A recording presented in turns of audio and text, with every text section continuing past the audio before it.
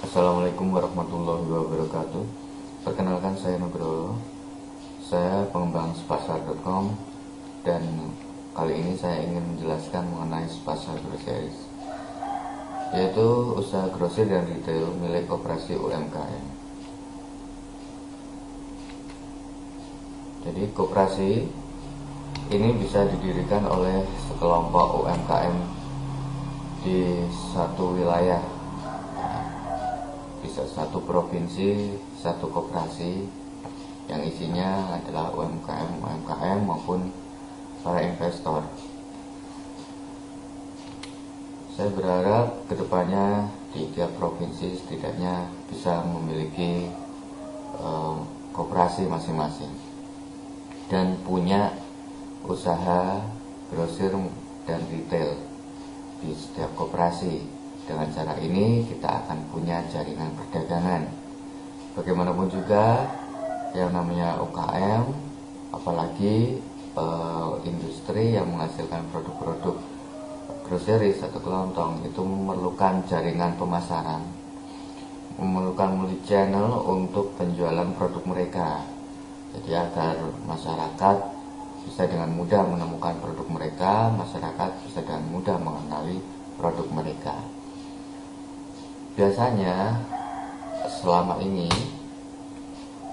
mereka yang berproduksi bisa memasukkan, melisting produk mereka di jaringan minimarket atau supermarket yang ada saat ini. Hanya saja biasanya mereka mengalami kendala berupa modal, berupa fee yang harus dibayarkan ke minimarket atau supermarket yang ada saat ini.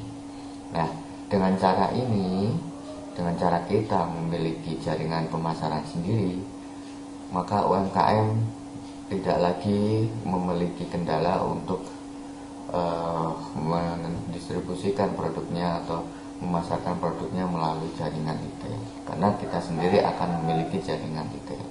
Nah, cuma jangan sampai dibayangkan bahwa yang akan kita buat ini adalah semacam jaringan retail yang sudah ada, tapi akan lebih banyak memanfaatkan teknologi informasi.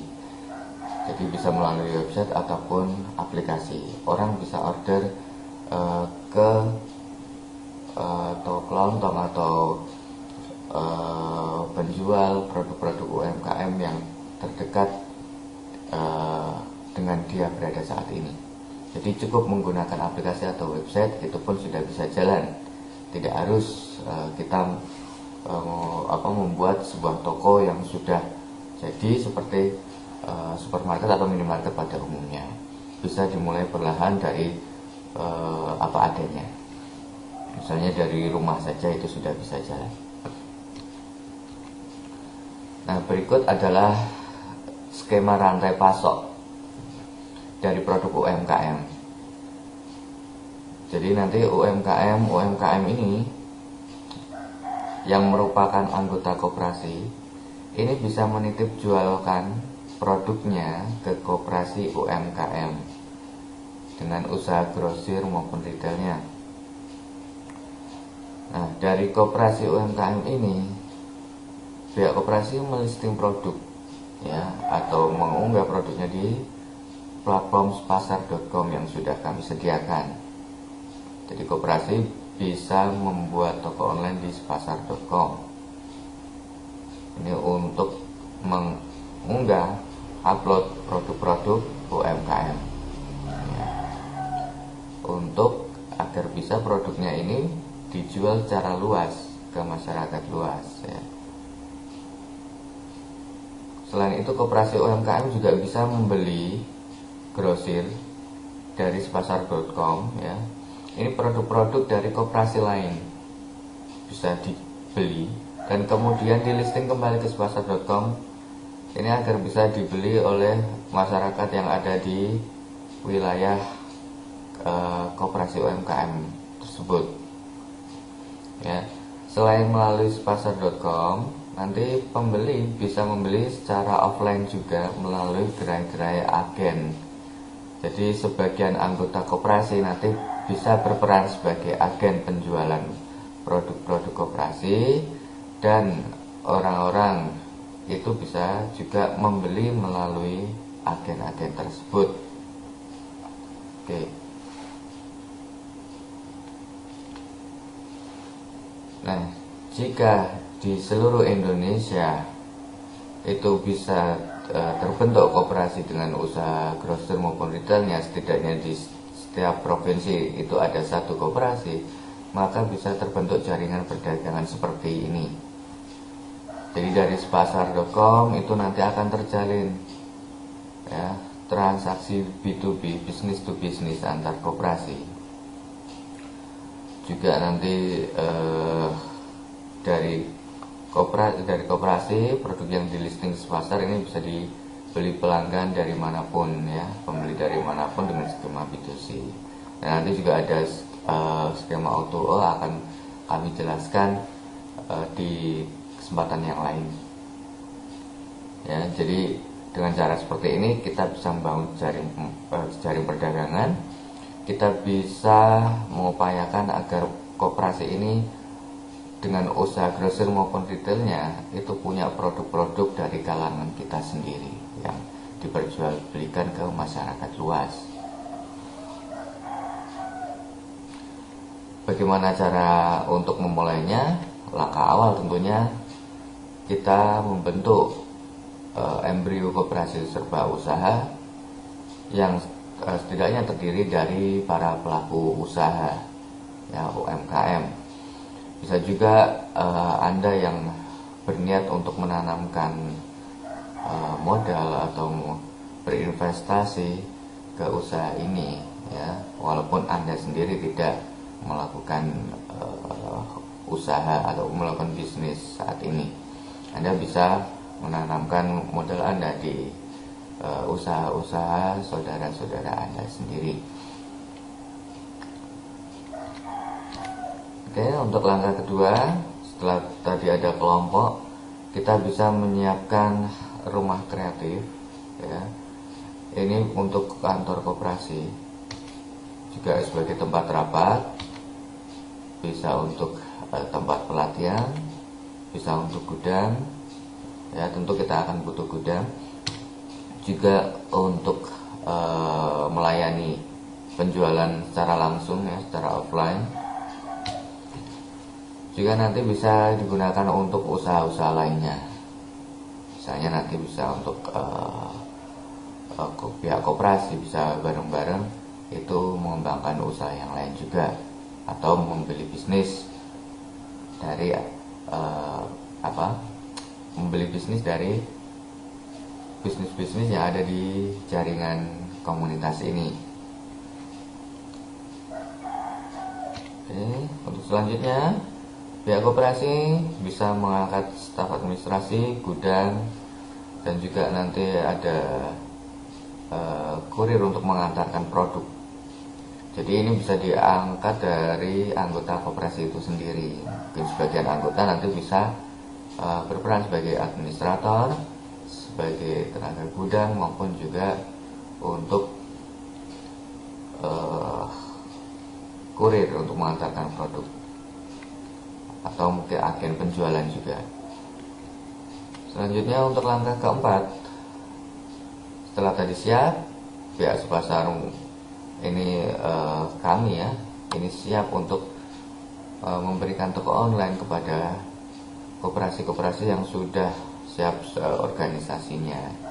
Jadi pihak koperasi bisa mengajukan untuk memiliki toko online, itu untuk wadah bagi produk-produk yang ada di koperasi untuk diunggah di sepasar.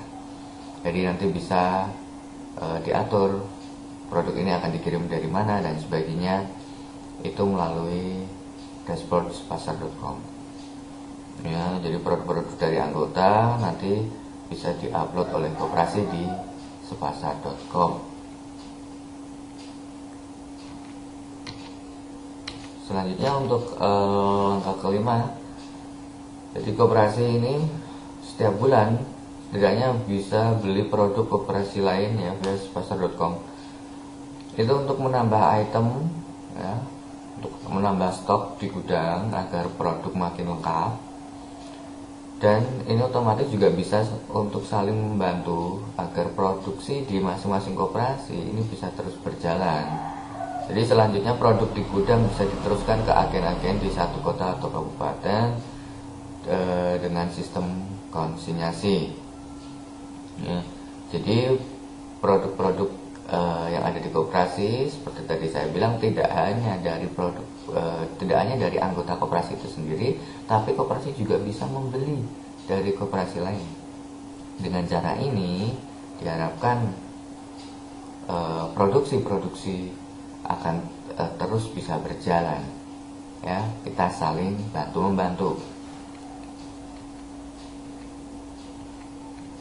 Oke. Ini adalah gambaran untuk langkah selanjutnya, ya. Jadi koperasi bisa menentukan agen-agen di satu wilayah untuk mengajukan gratis pasar. Jadi koperasi tidak hanya berhak atas satu toko online. Jadi bisa silakan mau mengajukan berapapun, kami akan berikan, ya, kami akan siapkan. Itu toko online bisa digunakan untuk masing-masing agen yang ada di koperasi tersebut. Jadi anggota-anggota koperasi yang mungkin sebelumnya sudah pernah usaha kelontong misalnya ataupun belum, tidak masalah, tapi anggota ini ingin untuk menjadi agen, ya, dimana produk-produk dari koperasi ini nanti bisa dititip jual belikan ke agen, ya. Ini boleh nanti mengajukan diri sebagai agen. Jadi produk nanti akan didistribusikan ke masing-masing agen dengan sistem konsinyasi. Jadi dari gudang koperasi dititip jualkan ke agen, misalnya agen di kecamatan A, kecamatan B, dan seterusnya. Seperti itu. Dengan cara demikian, maka persebaran produk ini akan makin luas, masyarakat akan makin dekat dengan produk-produk UMKM di wilayahnya masing-masing. Oke, untuk langkah selanjutnya, koperasi bisa menerima order baik grosir maupun eceran itu secara online via spasar.com. Jadi pelanggan dari wilayah yang terdekat dengan agen itu bisa memilih di mana dia akan membeli, ya. Jadi nanti akan terlihat di mana ada toko terdekat yang menjual produk yang mereka inginkan. Mereka bisa membeli di situ. Oke, selanjutnya selain via online, jadi agen bisa melayani pembelian secara offline. Itu dengan software kasir atau point of sale yang sudah kami siapkan. Jadi tidak hanya toko online, di sini sudah otomatis ada software kasirnya juga untuk mendukung warung atau toko atau agen yang menjual produk-produk milik koperasi. Dengan demikian kita bisa mudah untuk menghitung semua produk ini berapa yang terjual, itu live, ya, bisa dicek kapanpun juga secara online. Seperti itu.